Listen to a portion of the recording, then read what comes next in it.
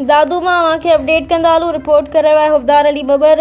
जमात इस्लाहुल मुस्लिमीन ज़िले दादू ज़ोन 1 जे जनरल सेक्रेटरी गुलाम नबी मेमन ताहिरी, मुआवने प्रेस सेक्रेटरी हिज़्बुल्लाह सोढर ताहिरी, खैरपुर नाथन शाह पोची, जनाब मोहम्मद निसार खुहारो ताहिरी आई जनाब मोहम्मद इफ्तिखार खुहारो ताहिरी सां संदस वालिद साहब जमियत उलमाए ताहिरिया जा मरकज़ी अगवान मुर्शिद हज़रत महबूब सजन साईं मुदज़्ज़िलुल आला जा प्यारा ख़लीफ़ा मौलाना दीदार हुसैन खुहारो ताहिरी जी वफ़ात ते दुआ मग़फ़िरत घुरी ऐं साणनि ॾुख जो इज़हार कयो ऐं चयो त मरहूम मौलाना दीदार हुसैन ताहिरी जमात जो असासो हुया।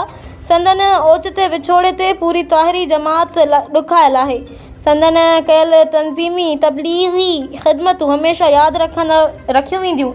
उन मौक़े ते जमात इस्लाहुल मुस्लिमीन सूबा सिंध जा मुआवन सदर मौलाना ख़लीफ़ा मोहम्मद अशरफ जतोई, नात ख़्वान ख़लीफ़ा लियाक़त अली ॾेपर, जमात इस्लाहुल मुस्लिमीन ज़िला दादू ज़ोन 2 जा प्रेस सेक्रेटरी शमसुद्दीन सोलंकी,